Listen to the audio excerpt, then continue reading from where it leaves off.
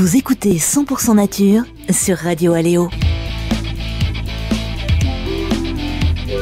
Un jour où il cherchait des fossiles au bois d'Amont, Julien Arbé tombe nez à nez avec 3 chamois.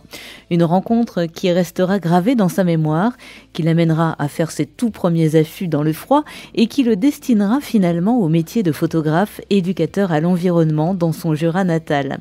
Il a accepté de nous parler de cet animal montagnard, fort symbolique pour lui. Julien Arbé, bonjour. Bonjour. Alors Julien, le chamois fait partie de la famille des ongulés. Quelles sont les particularités morphologiques de cet animal qu'on reconnaît à la forme de ses cornes et qui possède des sabots qui sont parfaitement adaptés à la roche, je crois? Voilà, c'est ça, c'est un ongulé, donc un animal, donc comme vous dites, qui marche sur des sabots. Des sabots qu'il peut ouvrir, il a des ongles qu'il peut ouvrir et puis il peut adapter l'angle d'ouverture pour bien s'accrocher au rocher, pas glisser. C'est un animal qui fait adulte une 40aine de kilos. Le mâle et la femelle ont des cornes sur la tête. Il est assez brun en été, brun clair et puis plus sombre en hiver, quasiment noir pour mieux capter la chaleur.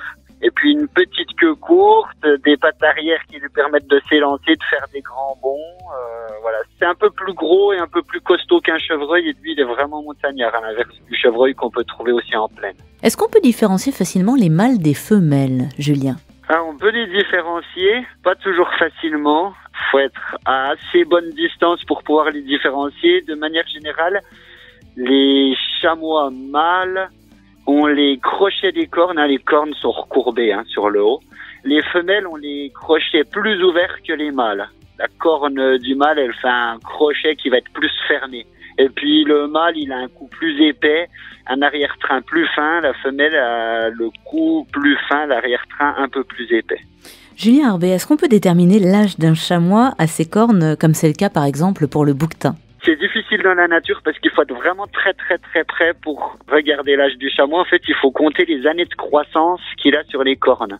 C'est un peu comme les arbres. À chaque nouvelle année, la corne va grossir un petit peu et elle va laisser une marque d'un anneau de croissance.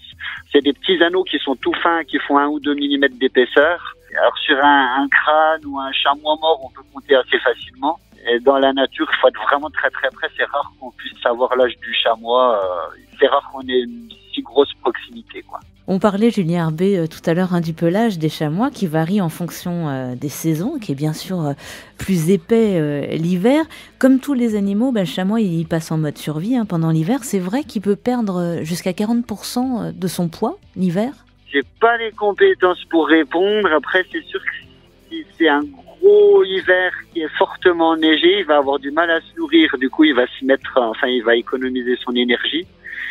Et là, c'est possible, c'est même forcé qu'il perde du poids. Après, je sais pas quelle part il perd, mais ça dépend aussi des rigueurs de l'hiver. Il va pas être trop sensible au froid.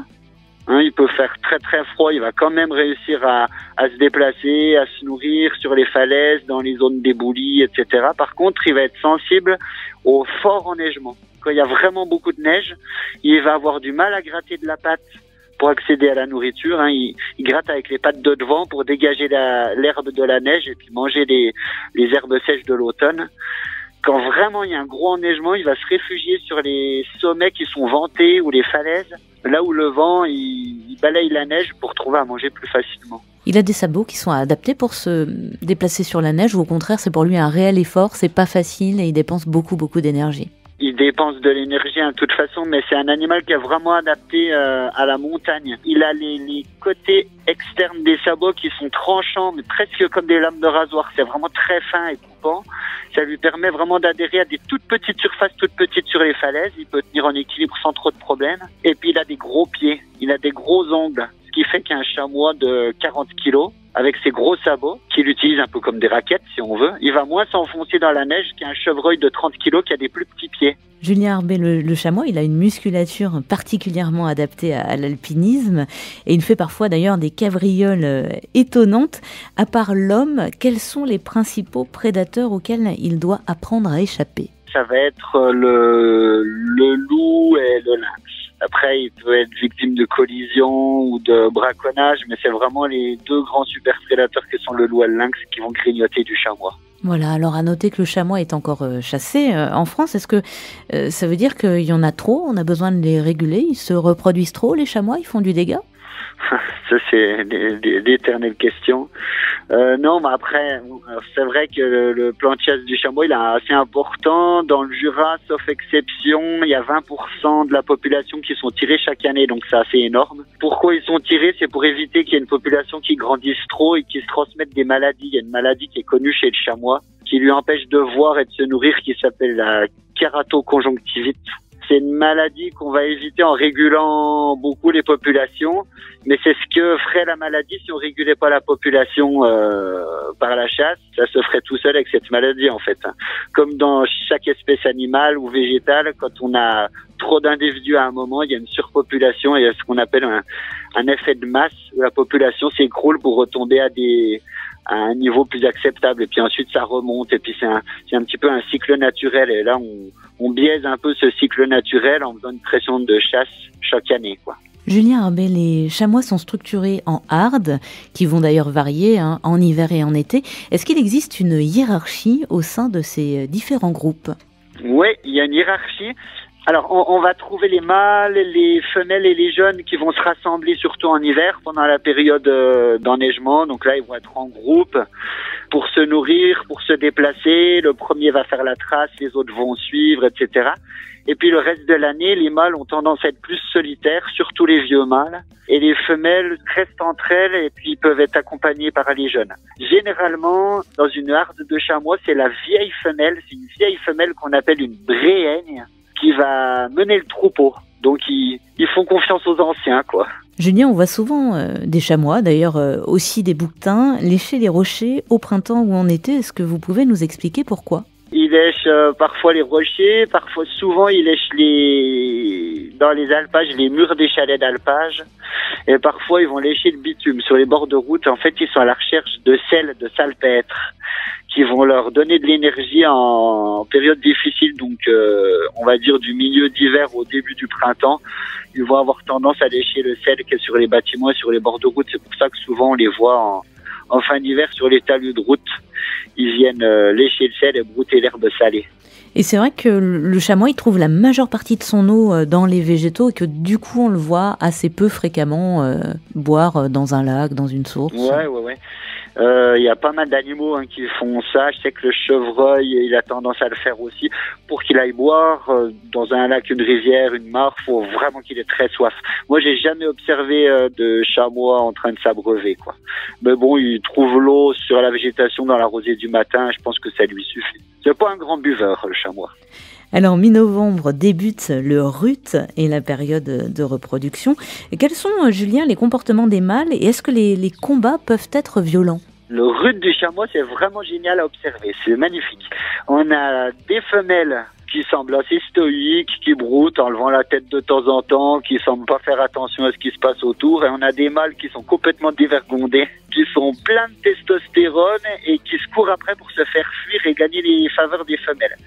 Donc on a les mâles qui sont bien énervés, ils transpirent, ils hérissent leurs grands poils du milieu du dos, des grands poils qui font 10 cm de haut. Ils tirent souvent la langue et ils retroussent un petit peu les babines pour montrer leurs gencives et leurs dents. Donc ça fait une drôle de grimace. En général, quand je montre des photos de chamois mâles en rut, ça fait rigoler les enfants, les adultes. Et en fait, il a ce comportement-là parce qu'il capte, à l'intérieur de sa gueule, il va capter les phéromones qui sont émises par les femelles pour savoir si elles sont prêtes ou pas à s'accoupler. Donc en fait, il fait cette grimace, c'est pour recevoir les odeurs et savoir si la femelle est prête ou pas pour l'accouplement. Et du coup, comment ça se passe? Les gagnants ont le droit de s'accoupler avec une ou plusieurs femelles? Ouais, moi chez les mammifères, c'est assez régulièrement comme ça. Le gagnant, il peut s'accoupler avec les femelles de la harde. Donc il peut s'accoupler avec une femelle ou avec 10 femelles s'il y en a 10 qui sont en âge de se reproduire, quoi. Donc lui, il est pas du tout monogame. C'est le gagnant, le gros bouc, le mâle on l'appelle le bouc. Le bouc qui a évincé les rivaux, il va pouvoir s'accoupler avec toutes les femelles du secteur.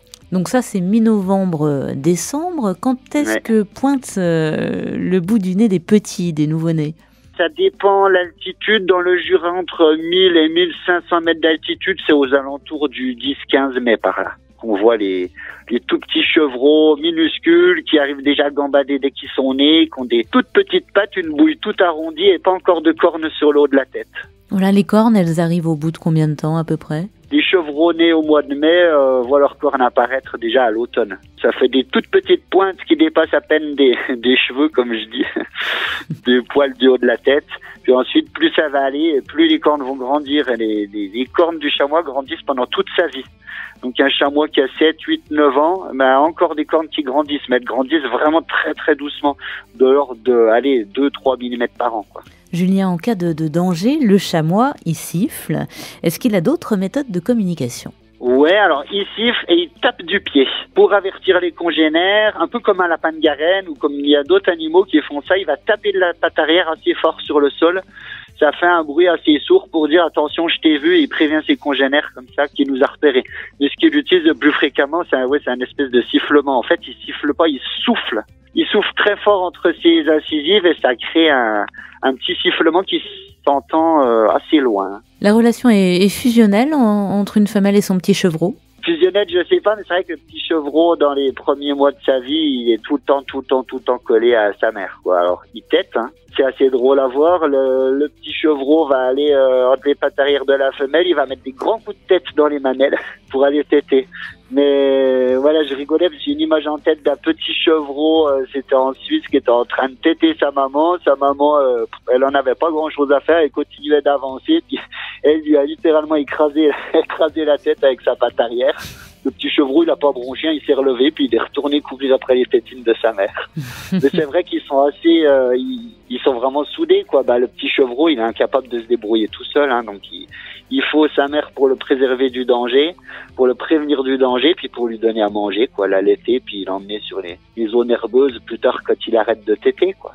Ils restent toute leur vie sur le même territoire ou ça arrive que certains mâles, par exemple, aillent carrément sur un autre massif, dans une autre région, dans un autre département? On a toujours des surprises quand on fait des études sur les animaux qu'on croit très fixés sur un territoire. On se rend compte qu'en fait, on a toujours des individus qui passent d'un massif à l'autre. Il y a pas mal d'études sur le bouquetin, il doit y en avoir aussi sur le chamois. Moi, j'aurais tendance à répondre qu'il est vraiment casanier. On va le retrouver toujours dans les mêmes secteurs, mais ça va dépendre en fonction des saisons.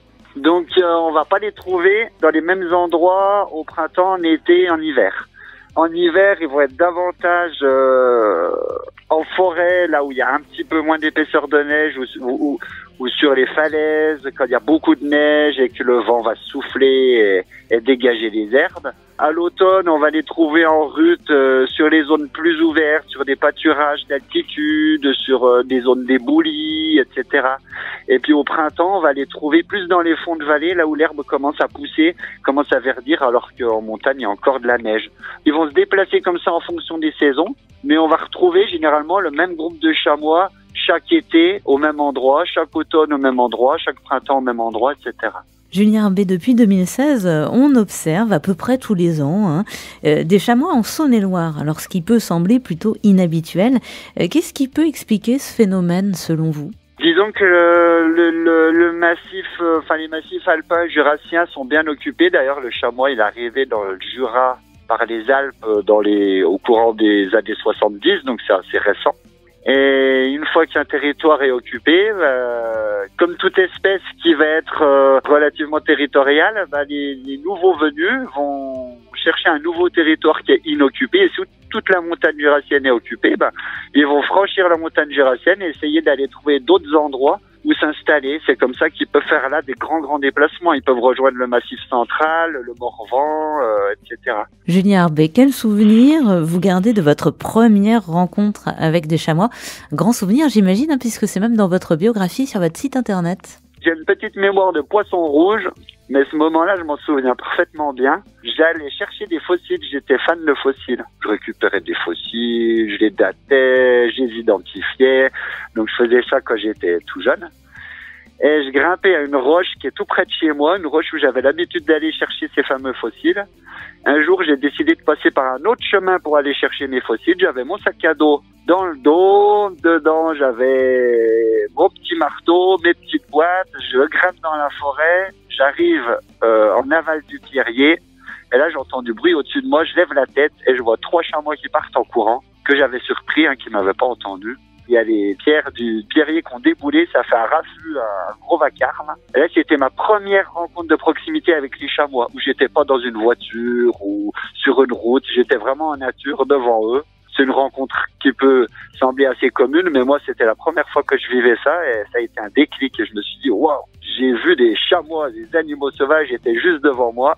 Et petit à petit, j'ai eu envie de les revoir. Donc, c'est à cet endroit-là que j'ai fait mes premiers affûts. En hiver, en été, je grimpais sur la roche, j'emmenais une couverture quand j'avais froid, je m'installais sur les rochers, sans savoir comment on faisait un affût. C'était pas pour faire des photos ou des vidéos, c'était simplement pour les revoir. Et puis petit à petit, j'ai commencé à les revoir, à comprendre comment ils fonctionnaient, d'où ils venaient, où ils allaient, qu'est-ce qu'ils aimaient manger. Et puis après, je me suis pris un peu de passion pour les chamois, puis ensuite ça a été d'autres mammifères, puis les oiseaux, puis aujourd'hui c'est toute la faune. Qu'est-ce qui vous fascine le plus chez le chamois ? Je crois que c'est son comportement, parce que c'est un animal qui est chassé, on l'a vu. Et malgré ça, c'est un animal qui, dans le Jura, reste assez facile à observer et à approcher. Il a un caractère assez placide. C'est un athlète tranquille. C'est un animal qui est capable de gravir 10 000 mètres de dénivelé. Non, 1000 mètres, de dénivelé en 10 minutes, c'est énorme. Et malgré ça, on arrive à l'approcher d'assez près, il nous observe, il lève la tête de temps en temps, on voit les oreilles qui font les paraboles, qui guettent un peu vers nous, il regarde autour de nous. Mais voilà, si on représente pas un danger, il va continuer à manger, on peut l'approcher parfois jusqu'à 15 ou 20 mètres. C'est un mammifère qui est facile d'approche, il y en a assez peu en France, des animaux comme ça. Puis après, que je vous disais que c'est un athlète, c'est un animal qui a un cœur énorme, beaucoup plus gros que le cœur de l'humain, alors qu'il fait seulement 40 kilos, qui a des poumons beaucoup plus développés aussi, qui a 10 fois plus de globules rouges que nous, donc qui peut faire un effort sans se fatiguer. C'est un peu la force tranquille. Merci beaucoup Julien Arbé pour toutes ces précieuses informations sur le chamois, animal qu'on peut donc parfois aussi observer en Saône-et-Loire. Si nos auditrices et nos auditeurs souhaitent voir des photos de ce magnifique ongulé, ils peuvent se rendre sur votre site internet www.julienarbez.fr. Merci Julien. Avec plaisir, merci beaucoup.